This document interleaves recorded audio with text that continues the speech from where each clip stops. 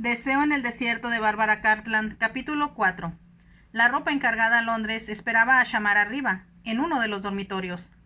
El ama de llaves se encontraba ahí para ayudarla a probarse uno adecuado para viajar. Cuando se miró en el espejo, Shamara casi no podía creer que fuera la misma persona que usara por tanto tiempo el austero vestido gris del orfanato. El marqués había dado al ayudante del señor Turner explícitas instrucciones sobre lo que debía comprar.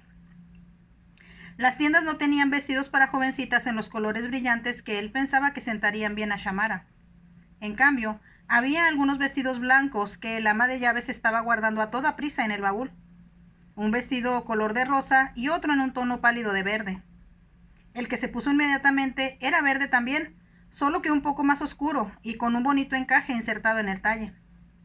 El abrigo que lo acompañaba estaba decorado en trencilla blanca, y el ruedo tanto del vestido como del abrigo no llegaba hasta los tobillos de Shamara. Esta lanzó una exclamación de deleite cuando encontró que le habían proporcionado medias de seda y zapatos suaves y cómodos. El señor Johnson, comisionado para comprarlos, le explicó el ama de llaves, trajo 3 tamaños diferentes para que se los probara, ya que no sabía su medida exacta. El segundo par que Shamara se probó le quedó exacto y el ama de llaves lanzó un suspiro de alivio. Poniendo los otros zapatos a un lado, seleccionó varios pares de zapatillas en la medida de los que Shamara se había puesto. ¿Cómo puede alguien comprar tantas cosas tan rápidamente? Descubrirá muy pronto, contestó el ama de llaves, que cuando su señoría desea algo, todos tratan de complacerlo e invariablemente obtiene cuanto quiere. Eso era lo que él mismo había dicho, y el ama de llaves se preguntó por qué. En lugar de estar impresionada con la idea, Shamara parecía inquieta. No pudo evitar, sin embargo, sentirse muy emocionada con tanta ropa nueva y elegante. Había decidido cuáles vestidos le quedaban mejor, aunque tendría que recogerlos un poco en la cintura. Con ellos, el ama de llaves llenó un baúl grande que iban a trasladar al yate. El marqués le había dicho a Shamara cómo iban a viajar, y no le sorprendió cuando, por primera vez, ella pareció emocionada y el temor desapareció de sus ojos. ¿Al África Occidental?, repitió ella. Es una región administrada por franceses. Así es, reconoció el marqués.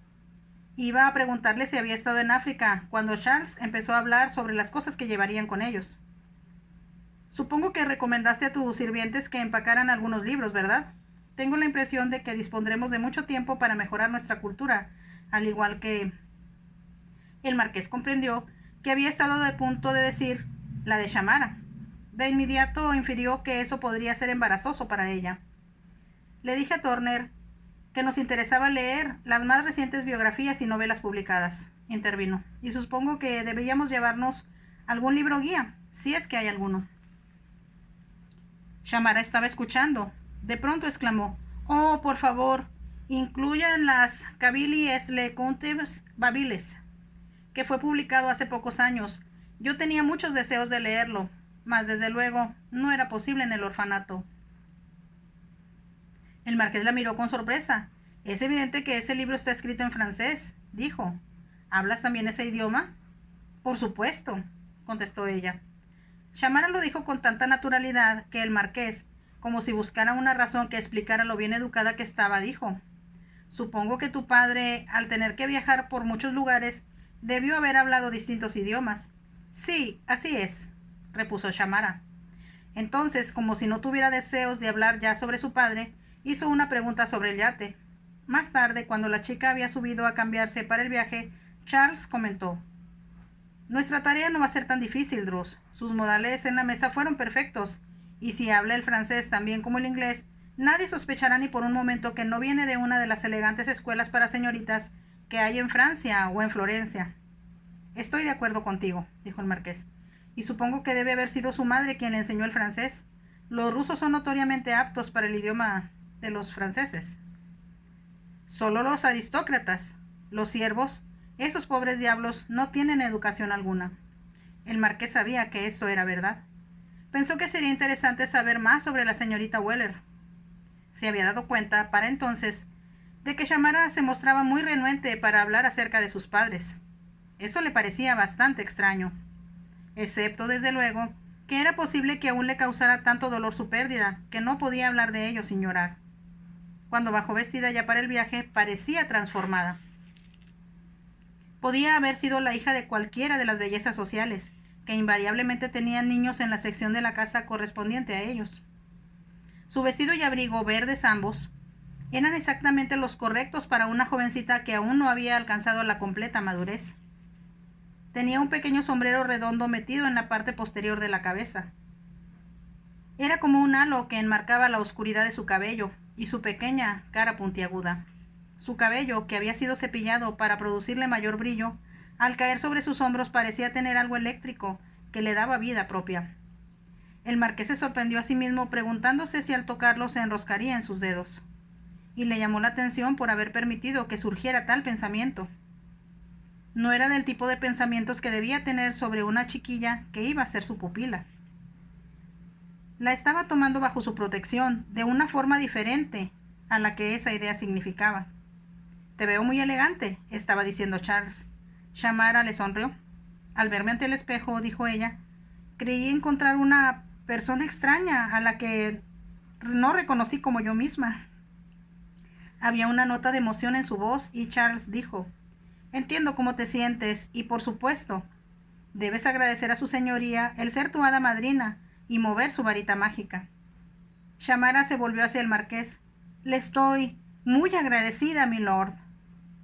«Dudo mucho que encuentres a alguien que te admire en el África Occidental», observó el marqués con sequedad. Shamara no contestó, pero él vio por la expresión de sus ojos que estaba feliz de que se dirigieran hacia esa parte del mundo.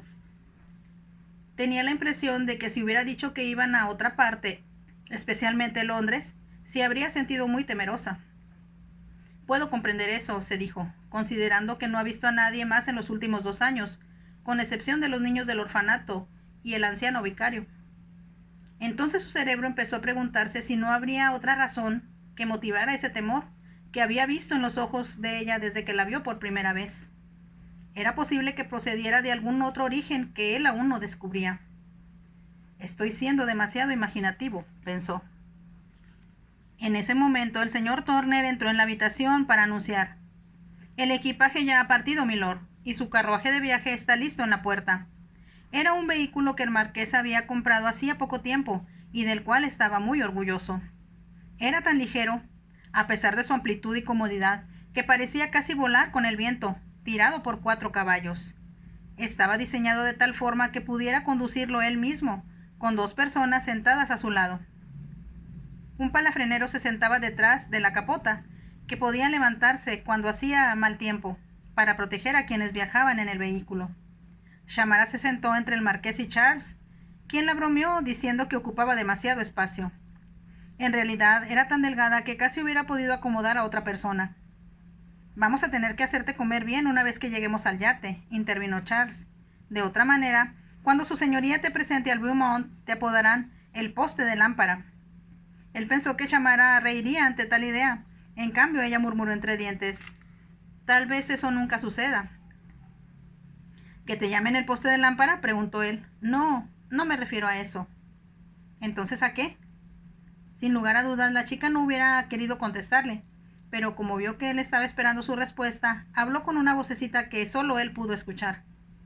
«Que entre yo en lo que ustedes llaman la alta sociedad». Como viajaban muy deprisa, era difícil sostener una conversación por encima del ruido que hacían las ruedas y las cerraduras de los caballos. Sin embargo, Charles guardó en su memoria lo que ella había dicho, para comentárselo más tarde al marqués. Les tomó solo unas poco más de 2 horas llegar hasta Tilbury. La Esfinge, anclada en uno de los muelles, era una adquisición relativamente nueva. El marqués había heredado el viejo yate que perteneciera a su padre, pero lo había eliminado. La carreta del equipaje, tirada también por 4 caballos, estaba siendo descargada cuando ellos llegaron y subían a bordo de un número considerable de baúles. La Esfinge era un barco que se veía flamante. A los ojos de Shamara era enorme y más impresionante que cualquiera otra embarcación existente en la bahía. Subieron por la rampa y el marqués fue recibido por el capitán. Después presentó a Shamara con él como su pupila. «La señorita Bunting ya está a bordo, milord», le informó el capitán, «y se encuentra en el camarote que el señor Turner sugirió que debía ocupar. Tiene una salita junto a él». «Muy bien», aprobó el marqués. Eso era lo que había indicado al señor Turner que arreglara. Entraron en el salón, con muros recubiertos de paneles de madera pintada de verde. Los muebles estaban tapizados en un bonito chintz, que era el mismo usado en las cortinas. Estas podían descorrerse sobre las claraboyas que había a ambos lados del salón. «Ya puede hacerse a la mar», ordenó el marqués al capitán. Llevó a Shamara abajo para mostrarle dónde iba a dormir mientras estaban allí. Shamara sintió que los motores se estremecían bajo ellos. «Espero que seas una buena marinera», dijo él. «Nunca en mi vida me he mareado», contestó ella, «y una vez...» Pero se detuvo. «¿Qué pasó una vez?» «Una vez navegamos por un mar muy turbulento», concluyó Shamara con rapidez. Él, no obstante, comprendió que no era lo que iba a decir. El camarote del marqués era grande, se extendía de un lado a otro de la popa y quedaba al fondo del pasillo. Charles tenía un camarote contiguo al suyo y Shamara al otro lado. Se mostró fascinada por la forma en que habían sido amueblados. Los armarios, los tocadores y los lavabos parecían formar parte de los muros. Las cabeceras de latón eran grandes. Si todo no hubiese estado adherido al piso, podría haber sido el mobiliario de cualquier dormitorio elegante en tierra firme. El marqués mostró a Charles los nuevos accesorios que había hecho instalar en el barco, desde que él estuviera a bordo la última vez. Shamara se sentó sobre la orilla de su cama y pensó que debía estar soñando. Apenas la noche anterior había dormido, como siempre, en una pequeña habitación en compañía de los 8 huérfanos más pequeños. Los tenía cerca de ella para ayudar a la señora Dawes. Como de costumbre, se había tenido que levantar 2 o 3 veces por la noche. Varios de los niños se mostraban muy inquietos y uno de ellos estaba enfermo. Le parecía que hacía mucho tiempo que no disfrutaba de un poco de intimidad y de la comodidad de tener una habitación para ella sola. Pensó en lo afortunada que era. Sin embargo, al mismo tiempo, sentía mucho miedo de lo que podía el marqués planear para ella. De hecho, hasta pensó en fugarse, para que cuando el carruaje fuera a buscarla al orfanato no pudiera encontrarla. Ahora, por el momento al menos, no tenía por qué preocuparse. Mientras estuviera a bordo de ese hermoso yate, podía disfrutar de la vida sin pensar en el mañana. Lanzó un leve suspiro, que no era solo de alivio, sino también de felicidad. En ese momento el marqués anunció desde la puerta abierta: «Subiremos al puente para ver salir el yate de la bahía. ¿Quieres venir con nosotros?» «Sí, por supuesto», aceptó Shamara. «Será muy emocionante». Se quitó el sombrero al decir eso, como si temiera que el viento pudiera arrebatárselo. Lo arrojó sobre la cama antes de correr para reunirse con el marqués. Avanzó en silencio frente a ella, y mientras lo seguía, Shamara observó cuán alto era y qué hombros tan anchos tenía. Era obvio que se trataba de un hombre muy fuerte, pero no lo suficiente. Oyó que decía una voz en su interior y se estremeció.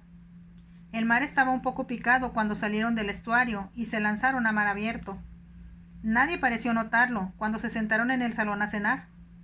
El marqués había decidido que era importante que, aunque solo fueran 3, la comida debía ser de lo mejor, de modo que había traído a su cocinero en jefe con él. Debido a que el francés estaba decidido a impresionar al cocinero, que iba siempre a bordo del barco, cada platillo hubiera ocupado un lugar diferente en cualquier exposición de alta cocina. Shamara llevaba puesto un vestido muy bonito, que indiscutiblemente había sido diseñado como atuendo de fiesta para una chica de su edad. Tenía volantes en el ruedo, en el escote y en las pequeñas mangas abullonadas. Una ancha banda en tono azul cielo rodeaba su estrecha cintura. En la niñita rubia, tipo muñeca, que el marqués imaginara, en un principio como su pupila, habría resultado un cuadro que cualquier artista hubiera querido pintar. Y sin embargo, sabía que no era para el tipo de belleza de Shamara. No pudo evitar el mirar hacia su cabello, que estaba adornado con 2 pequeños lazos a cada lado de su cabeza. Pensó que el vestido debía haber sido menos adornado y de un color que acentuara la transparencia de su cutis. «Debo comprarle la ropa idónea a su tipo, antes que aparezca en Londres», pensó. Charles, que lo estaba mirando por encima de la mesa, preguntó: «¿Por qué estás tan serio, Druce? Después de todo, estamos iniciando un viaje de descubrimiento». «Estaba yo pensando en Shamara», contestó el marqués. Ella levantó la vista hacia él cuando mencionó su nombre para preguntar: «¿Por qué? ¿Qué hice de malo?» «No has hecho nada malo», contestó él. Lo que pasa es que estaba planeando en mi mente lo que haré cuando volvamos a Inglaterra y te presente a mi familia y a mis amigos. Se hizo el silencio. Shamara lo rompió al fin al decir titubeante: yo solo quiero pensar en lo que estamos haciendo ahora y en lo emocionante que será llegar a África. Habló en un tono tan positivo que tanto el marqués como Charles la miraron con expresión interrogante, y como si Charles supiera la respuesta, contestó: tienes razón, hay que ir tomando las cosas una por una. Lo que tienes que hacer, Drus, es evitar que nos perdamos algunas de las emocionantes aventuras que debemos gozar durante el viaje, antes de llegar a nuestro destino. No sé cuáles podrían ser, señaló el marqués, a menos que naufraguemos en la bahía de Vizcaya. Con toda sinceridad espero que no suceda, expresó Charles. Tú me has dicho muchas veces que la Esfinge es un barco muy confiable, ¿o no es así? Shamara comprendió que los dos amigos estaban bromeando entre ellos. No obstante, la curiosidad la impulsó a preguntar: ¿por qué bautizó a su yate con el nombre de la Esfinge?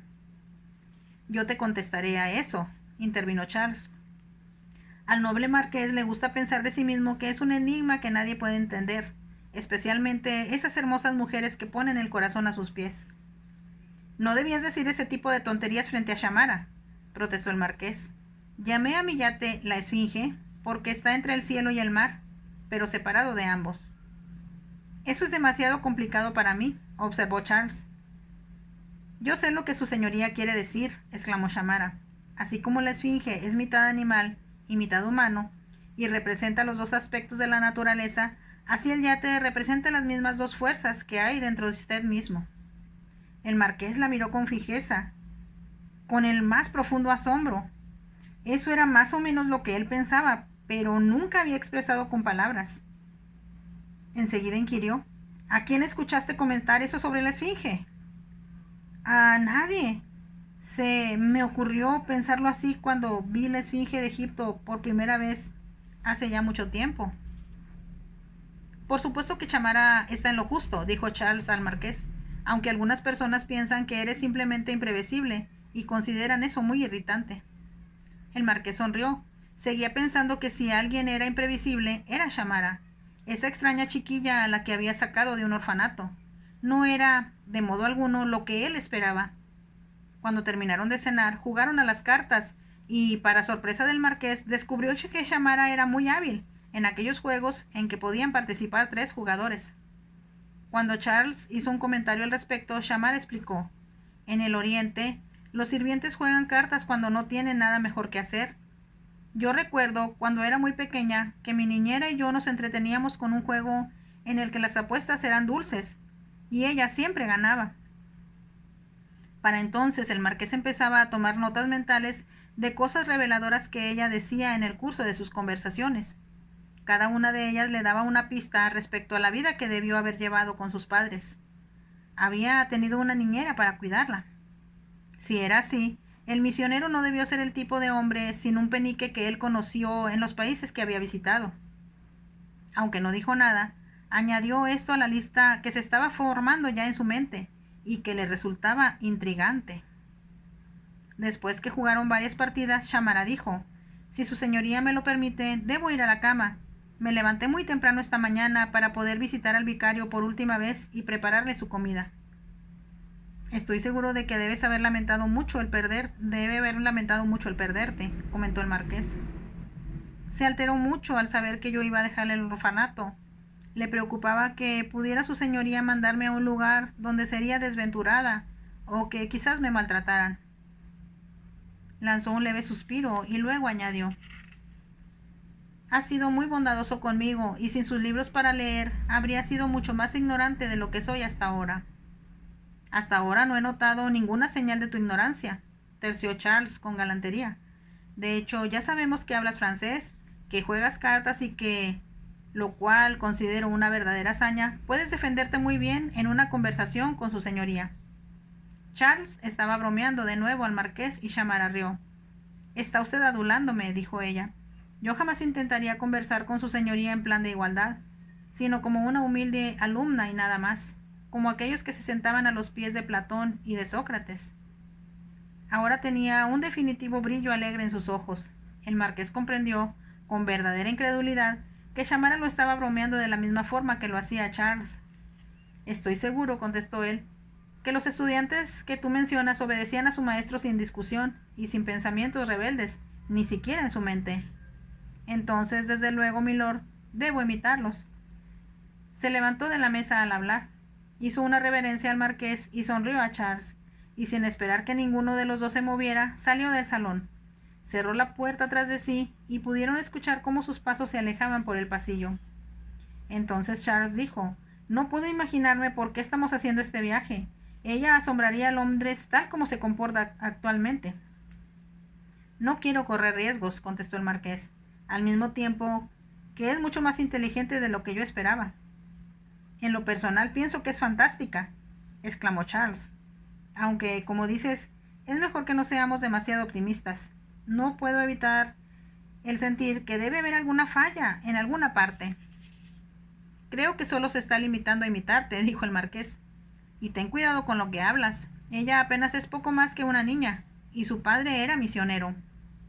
Si esperas que empiece yo a cantar salmos, volveré a casa desde el primer puerto que tomemos». «Encontrarás que eso es incómodo y costoso», objetó el marqués con sequedad. «Al mismo tiempo, te ruego que evites hacer comentarios que ella pudiera reconocer como de segunda intención. Es demasiado inteligente para que algo se le escape». «Comprendo lo que estás diciendo, y dudo que esa pequeña Shamara, ojos de lince, no descubra a Sarah Leverton y a todas esas otras bellezas que se derriten por ti cuando la lleves a Londres». El marqués se acercó a una ventana para mirar hacia la oscuridad de la noche. El cielo estaba nublado, así que no podían ver las estrellas. «Tal vez cometí un error», dijo, «al no buscar a una niña más pequeña, que se viera linda jugando con sus muñecas o cabalgando junto a mí en Rotten Row». «Esos son sueños de opio», dijo Charles. «Puedo asegurarte que Julius y Nigel se sentirán mucho más perturbados con Shamara. Pensarán, en cuanto la conozcan, que ella le echará mano a tu dinero, sin intenciones de soltarlo». «Eso es más importante que cualquier otra cosa», dijo el marqués, «y como tú dices, Shamara tiene demasiada personalidad para pasar inadvertida o que sea descartada a la ligera». «Eso es lo que tú pretendes que esos primos tuyos piensen, y yo estoy seguro de que rechinarán los dientes de furia en cuanto la conozcan». «Esa es exactamente mi mayor finalidad», declaró el marqués, en tono agudo, «y no olvides que ese es el objetivo primordial de este viaje». Charles se rió alegremente. «¿Qué es lo que te parece divertido?», preguntó el marqués. «Esta conversación. Yo esperaba que estuviéramos ocupados haciendo extensas notas de todo cuanto teníamos que corregir en Shamara, y discutiendo muy en serio la mejor manera de quitarle la vulgaridad, de evitar sus errores sociales, de corregir su acento y su tendencia a usar palabras vulgares que revelaran su modesto origen cada vez que abriera la boca». Charles se detuvo a respirar. Enseguida levantó las manos. «¿Y en cambio qué sucede? Habla contigo como si fuera tu igual, y aún tiene la impertinencia de jugarte sutiles bromas de vez en cuando. No puedo creerlo. Creo que estamos soñando todo esto». El marqués se sentó de nuevo en el sillón. «Estamos llegando a conclusiones demasiado prematuras», se expresó. «En una semana, tal vez, pensemos de forma muy diferente. En lugar de estarnos felicitando, quizás nos preguntaremos con tristeza cuánto tiempo va a llevarnos este crucero». «¿Quieres apostar algo a que eso no va a suceder?», preguntó Charles. «No», contestó el marqués. «No tengo ningún deseo de perder dinero». Ambos rieron y salieron a cubierta para respirar un poco de aire fresco antes de retirarse a sus camarotes. Fin del capítulo 4, parte 1. Los espero en el siguiente. Chao.